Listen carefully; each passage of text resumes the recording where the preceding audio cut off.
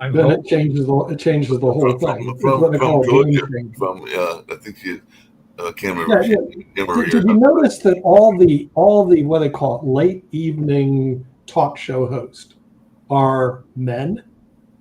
Am I Well, yeah, missing no, something? there have been, but they didn't last. You had Amber Ruffin on Okay, I'm sorry. NBC at like 1:30 in the morning for a while. You Yeah. had Taylor Tomlinson that. for a Isn't Taylor while. still on? I thought Taylor was still on because Maybe she is. I think Taylor is still on Yeah. because she does Well, that well, unique are game there show kind of no thing. beautiful women who can step to the table and talk? Do we have a problem with If you that? look at the history of late night, Joan Rivers got a show on Fox And in didn't the Roseanne have a 80s. show too? Because She Roseanne, only No, lasted. I'm saying beautiful women, Mark.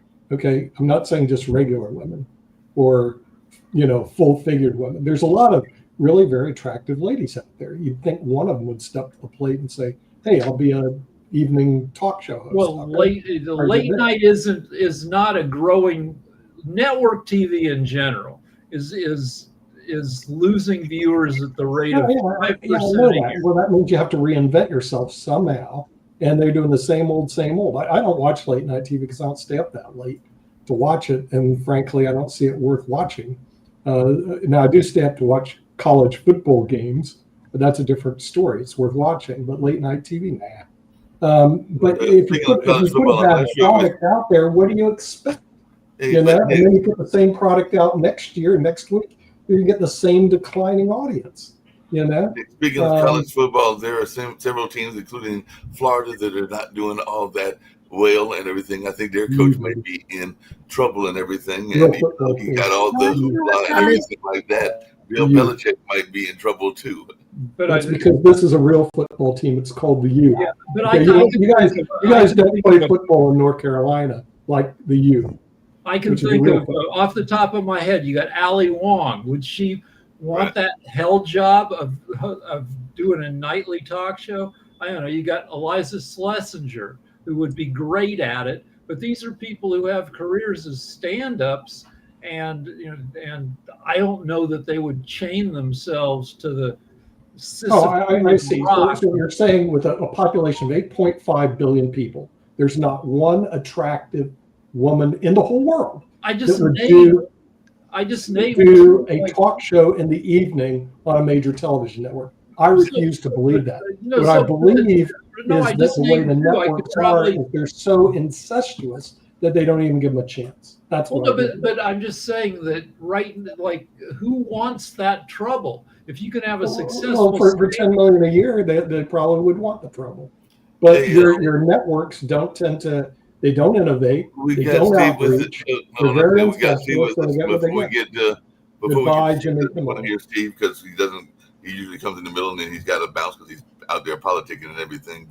And we can talk about this after Steve. But I did see that there is a World Summit to meet on a two-state solution. That support is apparently growing for a Palestinian state. I think that there's supposed to be several countries that are about to join yeah. and say that they want to join. They said France is joining the list of countries that want to recognize the Palestinian state ahead of this UN assembly. So the question I've gotten, but first we'll get to Steve because I don't know how long Steve's got with us and everything is. Yeah, I got a few minutes. I'm going to try to be back later in the week. I will be on Economics Monday just for a few minutes. But real quickly, yeah, I mean, it looks like Australia, Britain, Canada, and Portugal have recognized the Palestinian state.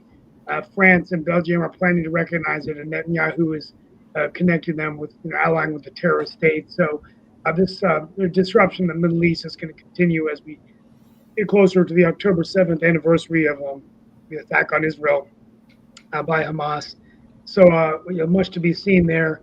A lot of talk recently. I'm going to probably be doing some shows in the next few weeks about Indian IT companies. Their shares are fallen by nearly 30%, 3% after President Trump announced an increase in H-1B visa fees to $100,000. And these are the visas we've talked about before that are issued to skilled foreign workers. 70% were Indian nationals. Amazon, Goldman Sachs advised their H-1B visa holders to remain in America, but there is a lot of talk, and that's what I've been researching is even in Morsel and Cary and the Research Triangle, we have thousands and thousands of them. How much are they going to, are they going to stay? Are they going to leave? And this was a real surprise. And of course, the final thing, Charlie Kirk. Still a lot of talk about that. Just locally, I'm hearing whispers from both sides, and just trying to move on, try not to really bring that up in my campaign. But he did say a lot of hateful things, and I don't think anybody should die. But I think also we need to realize some of the things that he said, and I think there's a lesson to be learned that we all need to be careful in terms of what we say. I mean, we can believe what we're going to believe and say what we're going to say, but in the world that we live in, you got to tread with caution. So much to talk about. I threw a lot out there. Talk about it and everything. Hey, Sasha, and this is for Dr. Sharif as well, because they are gathering because it's 80th anniversary and everything. How much impact in this world does? Mark, I don't think we should skip over the $100,000 going to HB or H-1B visas, because that's a very it's not just $100 grand. Okay. It's $100 grand per year. It's an annual fee, which is crazy town. And the crazy part about it is that that's going to kill also not only what Steve talked about, the tech industry, which is going to harm a ton of areas in North Carolina, but it's also really going to hurt the medical industry across the nation. Because if you take, for example, a lot of individuals are coming in on H-1B visas and T1 and the TN visas as well. These charges, a company is not going to pay $100,000 for a $50,000 a year employee or a $60,000 a year employee. So we're looking at the destruction of complete industries based on just this one move. Yeah. That part I won't agree with. I will agree. I will agree that that's a little bit out of control, because I've actually hired people on the HB1 visas to work in my company before when it was $1,500, which I thought was sort of outrageous, but we paid it anyway. 100,000 is definitely outrageous. Will it destroy industries? No. It'll just offshore industries. In other words, people are going to work in Spain like I do, or they're going to work in India like a lot of people will. And IBM has more employees in India than they do in the United States of America. So what we're doing, we were trying the talent pool will just move offshore. That's all. Well, You know, the thing is with that, It's not going to destroy the industry. Your talent pool is going to live in the United States. And frankly, there's a good argument not to live in the United States anyway. So that's part of the reason Nick, we're talking about destroying industries in the U.S. Oh yeah, what we're talking about is offshore industries and stuff like that, which is what this is going to push towards. When we're talking about the tech economy, which is what Steve is talking about. If you're talking about not being able to bring those employees to the States or actually have that money in these states, well, now yes, you're right, it's going overseas, but you can't do that with the medical field. You cannot have an offshore nurse. That doesn't work. You got to have that nurse actually in that field, in the area where you need her. You definitely have a point there in that location. Okay. So you definitely have a point there, Jacoby. So the offshore thing, it's not a solution. Okay, it's you definitely have a point with the nursing. People don't understand that. Most nurses come from outside the United States. A lot of them come from the Philippines on HB1 visas. Nick, what you're not under, Nick, hold on. Before you go down this path, I'm agreeing with you. I guess I shouldn't go down the path. I'm agreeing with you, Jacoby. Should I stop? No, I'm agreeing with you, Jacoby. Should I stop? You were going down a path I was agreeing with you. Okay. That's the problem. I agree with you, and you're still trying to overtalk me. I agree with you. This is a bad deal because of what you said. The nurses, most of them do come from overseas. I'll close out on this. That's a good way. I'll be back in a few minutes. But I think at the end of the day, it just I think the issue at hand here is the competitive U.S. economy globally. And I think that attracting global talent and accelerating their path of citizenship can really accelerate economic growth. You think of the example, my wife and I attended a comedy show by a comedian in Raleigh named Nimish Patel.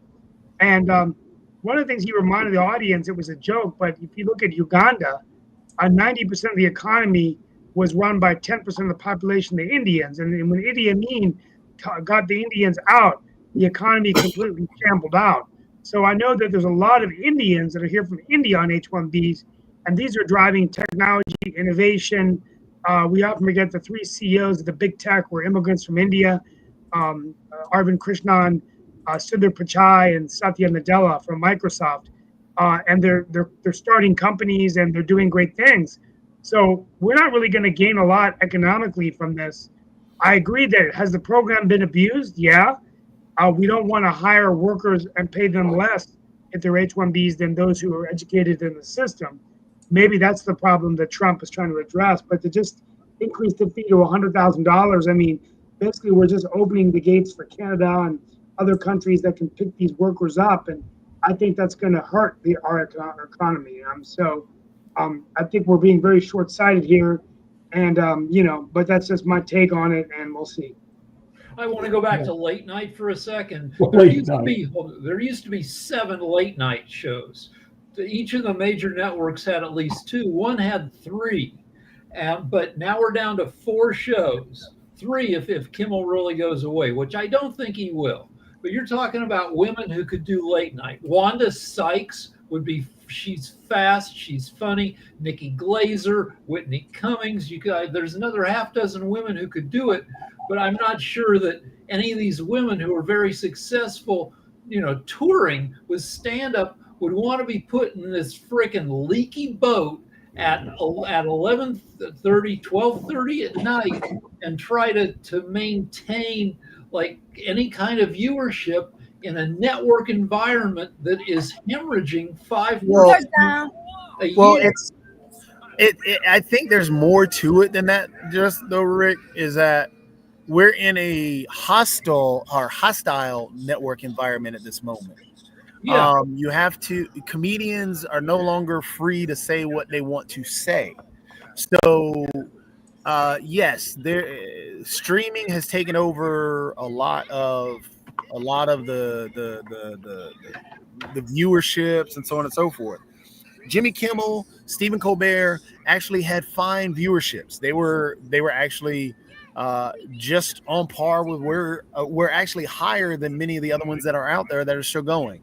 I think Gutfeld, because he comes on a little bit earlier, has a higher viewing percent or has a higher. Let's talk about. Can we talk about Gutfeld for a second? So yeah. Gutfeld, if you watch it, is not really a funny show. They don't give themselves a chance to be funny because they don't have enough writers. The writers aren't really experienced, talented late night comedy writers, but it's more a convivial show. It's more a bunch of conservatives jawboning. It's like The Five, but at night. But it doesn't cost a lot of money because it doesn't like a full-on late night show with a band, with a wardrobe department that employs 120 people at least and runs a couple $100,000 per episode. And that model is going away because falling ratings across all broadcast networks means that you don't make enough ad revenue to justify that. So any new late night show you put on has to be stripped down. I think Seth Meyers lost his house band to save money. And it's not that they suck or that they're not talented. It's that the viewing audience is going elsewhere in their habits. Yeah, exactly. And but also with the Gutfeld situation, Gutfeld is on a network which has the highest viewership across across all networks. So he's sitting on Fox. Fox has their viewers as like a cult, and they watch all the shows, and Fox is on basically any hotel and all this other stuff. So it already has a built-in audience, a built-in million-person audience. So Gutfeld is a completely different story. And yes, the viewership is going down there too, because you are right. People just don't want to take into account, older viewers don't want to take into account how much newer viewers are getting their information from different sources. YouTube, TikTok, Twitch, all these other places that are out there, and you have more options. Movies are going down because you don't have, you have, again, more options. And if you have more options, people are not going to be locked into just this one thing. But we keep thinking in this old school mentality that, hey, these legacy media should have all it. No, they're not going to have all that. YouTube has more viewers and more subscribers than anything right now. Hey, Jacoby, speaking of legacy, and that's what I was going to get to on the other conversation, and we'll get back to media in a second because we also got the media show and everything. And the question I was going to ask both Sharif and Sasha, since it's celebrating its 80th anniversary starting tomorrow, they have a thing called the General Assembly, and all along those lines, and it goes till the 29th. How important, and this is for anybody, but I know that they have international ties. So I'll start with you, Sharif. Is the UN and all along those lines? So do you really follow the United Nations, and how important do you think it is in some of these world issues and everything like that? Because they're celebrating their 80th anniversary. Yeah, UN is very important for us, and especially for sustainability. This is very important. And there are many activities in the emerging economy, country like Bangladesh, India, Pakistan. They have a lot of contributions. So hopefully it will be very effective celebration. But one thing I just want to add when you discuss about, because I work with talent economy, I'm very much concerned about what you are discussing about H1 visa and all of the things regarding this $100,000 charge. When Trump go for H1B chaos, on the same time, China opens door for global talent with K visa. So compared to the existing other things we are observing, this K visa is very, very effective for the talent. So they can take these opportunities, and alternatively, they can contribute to China. If you see the AI talented and all of the things, I'm very much convinced. My last year tours with the Silicon Valley and in Middle East market, you can check that Dubai has lot of opportunities for talent. Maybe they will be the next AI hub, and they may be the next Silicon Valleys because of massive improvement. Naturally, the global rankings, global media, and all of the things, even though they are not promoting this China K visa. So we have to understand that talent is very important for economy. Very, very, very economics. If you have white supremacy, you have it. Nobody cares. But talent have opportunities around the world. They will contribute through Middle East. They will contribute to China. And honestly speaking, I respect Donald Trump's decisions. He can save his country. He has all of the right. But especially the US tech giants and all of the tech company, through these decisions, they may lose in AI race in 2 to 3 years. That is my comments. Thank you. Hey, just really quickly, hey Nick, because since we're on HB1 still and everything, didn't we, you and Kim at one point interview somebody who was connected to Netflix? Because apparently he's a fan of Trump's 100,000 H1 plan, and he's saying that it will ensure visas only go to quote unquote very high value jobs and everything like that. But I think I remember that you had mentioned having an interview with somebody connected to Netflix, but I can't remember whether it was this Reed Hastings guy or somebody else. I don't think it was Netflix. I think it was Nielsen. But see, the real problem is spending $100,000 on an employee. A lot. The employees that you're trying to get for these niche positions, you're not going to even pay them $100,000. So you're asking a lot for an employee, in other words, for an HB1 visa. So the employee we got was from Canada. It was sort of a niche position that we needed her for. And if it was 100,000, we just wouldn't employ her. I mean, it's what's going to do is turn off a lot of the small and mid-sized companies. They're just not going to hire. And this was out of nowhere. This Trump. Yeah, it was out of nowhere. The other question is with Trump. Here's something very interesting. Is it legal what he's doing? Just because he does it doesn't mean it's legal. This is an abbreviated. I don't know if he has the discretion to do this. Yeah, but just to point out real quick. And this, I guess, goes into similar to what Doc was just talking about, because China's swooping in and grabbing all this technology, or all these talented individuals to do all this technology. It's really going to harm us completely. For example, when the lady in Georgia was so proud to report the people in the people for the Hyundai plant, and Hyundai they're not going to be able to send the people back because they were on H-1B visas.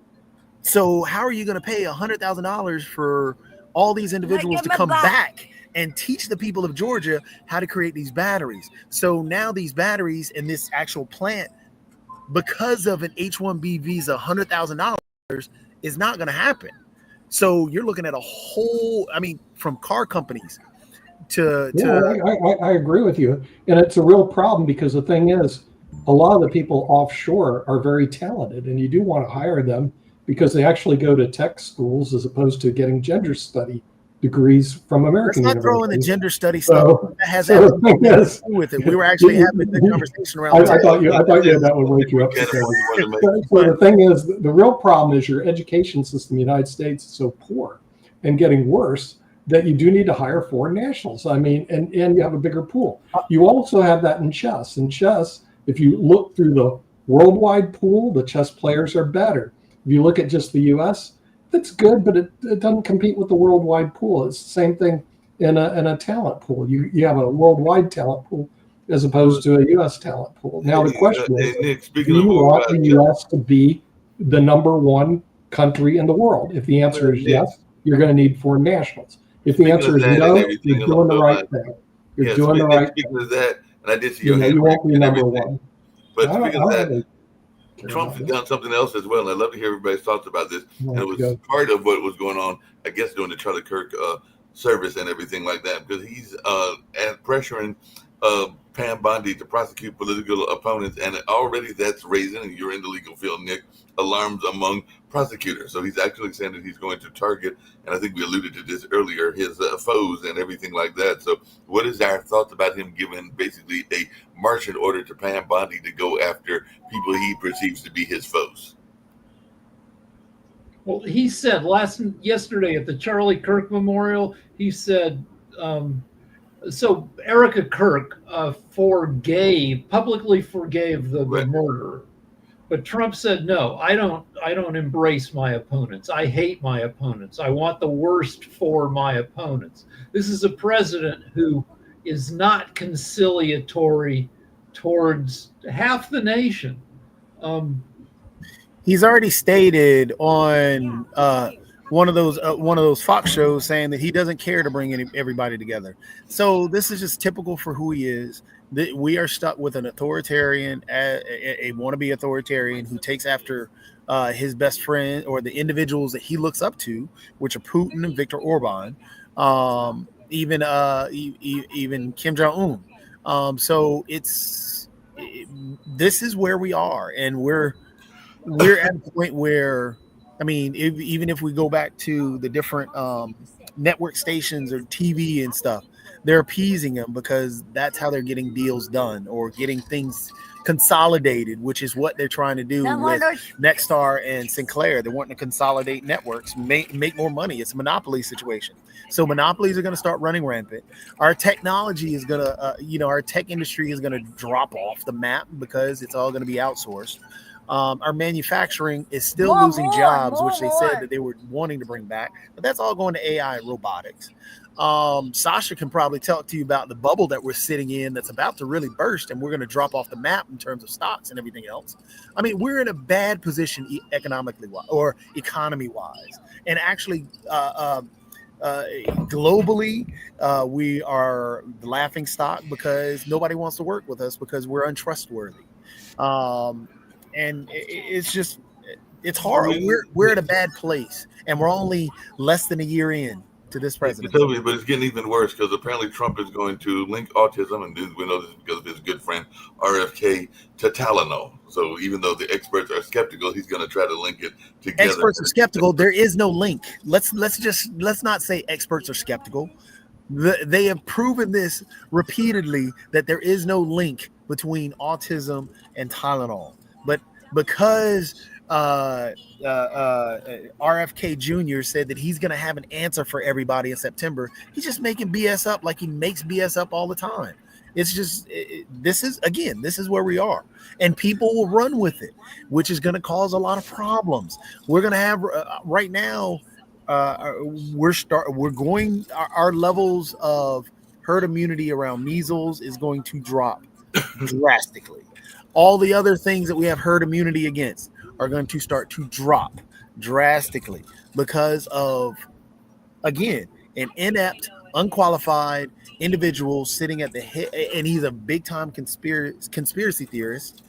It's the same thing that Trump was a bad businessman. Why do people think that he was a good businessman? Because of the TV. Jacoby, speaking of bad business deals, I just saw this. Apparently, Trump is saying Michael Dale, the Murdochs, and you're going to love this one, Larry Ellison can be involved in the TikTok deal and everything like that. So he's definitely looks like he's giving favor to his friends, including Larry Ellison and everything like that. So he's saying they could take part in this deal to keep TikTok in. And Ellison is a multi-billionaire conservative like Elon Musk, who will do what he can if he ends up in charge of TikTok to push it rightward. The way Twitter has been turned into a right-wing swamp. I used to be on Twitter 2.5 years ago for all the jokes. There were hundreds and thousands of comedians on there, and I could read 1,000 jokes a day if I wanted to. It was fun. And now Twitter is just a frickin' angry mess.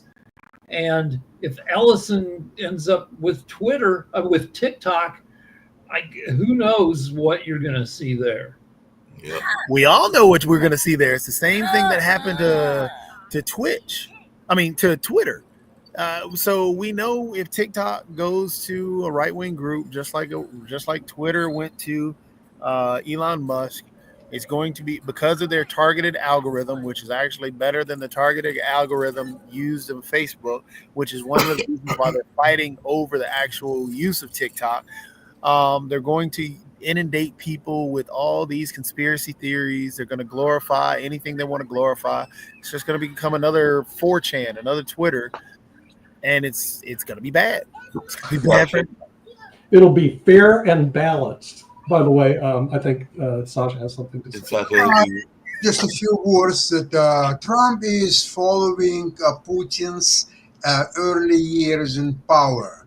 When Putin came to power in 2000, the first thing what he did, he completely took over control of the major television stations, media. He started to go after oligarchs. He put Khodorkovsky for 10 years in prison. And that's exactly what Trump is following, this model. He is the greatest threat to democracy in the United States. He is a convicted criminal, and the U.S. has to find a way how to get rid of him. Oh, no. What can we possibly do? Nick, next time we want to see, Sharif, what's up? Next time we want to see you as a Republican's nominee for presidents, as a presidential candidate for USA from Republican Party. I think I don't even live in the USA. I live in Spain, dude. You are American citizen. You can. Yeah. But the thing is, politics is a sewer. You got to be a little off to want to jump into a sewer, Sharif. I'd rather do pod TV than jump into a sewer. Okay.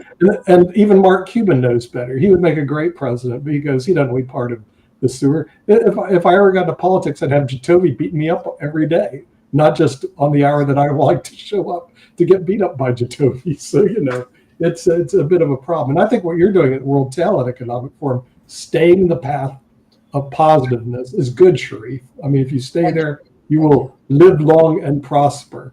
If you start jumping in the sewer, it could be a different whole story altogether. You like to do stuff like that. And by the way, I like to do it because Jacoby's here. If Jacoby wasn't here, I would. A tourist was taken for a wanted fugitive and spent nearly a month in an Italian prison. So they said that they're glad that the nightmare is over, but they were not even the correct person. And we know that can be a mistake because we've even seen that in the American community and everything in the U.S. where people have been mistaken for the wrong people, but it can happen overseas as well. This is something that happened recently in it looks like a Romanian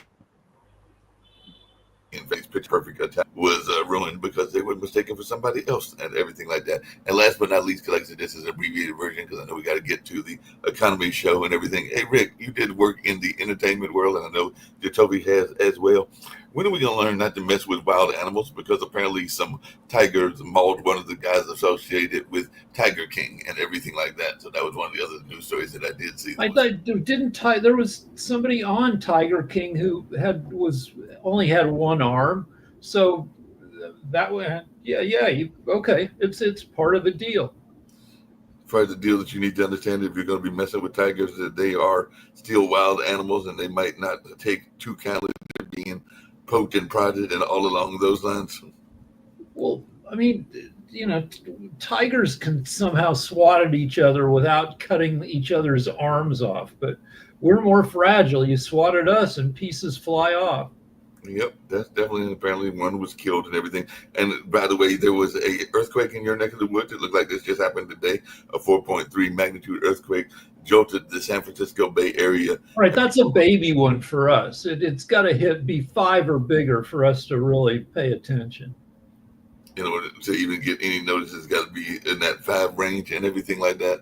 Yeah, unless it's right under you. We have faults running, right through our neighborhood, and if one lets go, like a mile below you, yeah, you'll notice it, but it'll only be, for a radius of a few miles. Yeah, unless it's like, what it is you got a bunch of like broken pieces under all of California, and the longer the rip that lets go, the bigger the earthquake. If you have just a little shift and it's only a mile-long rip that shifts a little bit, you got a teeny earthquake. If the San Andreas goes and like 80 miles of fault line shifts, or 100, that's what pumps a lot of seismic energy into the ground and shakes everything up. Gotcha. Hey, Jacoby, I got a quick question for you. Jacoby, I got a quick question for you, sports related, and then we're going to get out of here and go to the economy show and everything like that. But it was some long time ago, 82, so we're talking 43 years ago, and that's when I became a fan of them because I was living in that city at that time and been a fan ever since. Do my Brewers stand a chance of making it to the pennant again this year? They are the number 1 team, and they just clinched their division from the Cubs. But, it's been like since 82 when I was in college that they last won a pennant. So do we have a shot of winning a pennant? You're a baseball guy. I mean, if you make it in you got to make the playoffs to actually have a shot, and they're going to make the playoffs, so they'll have a shot. Yeah.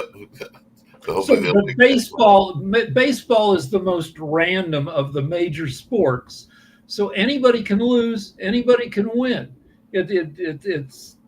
It's crazy that you play 162 regular season games, and then I think the first round of the playoffs, you just play best of 5, right? It's a weird way to determine a champion. It is a different way to determine champ. I think it's best of 5 in that, or is it best of 3, Jacoby, in that wild card match? I forget which one that is.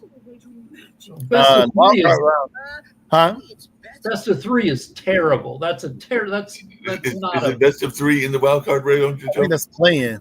But yeah, I think wild card is best of 5, and then it goes best of 7. Gotcha. But it used to be 120 years ago, they played best of 9. I've been distracted because Rick, Japan's new plasma propulsion engine could deorbit space debris contact-free. Well, that's great. Because their idea that they're talking about is they're going to send up an engine and then send out plasma this way and plasma that way.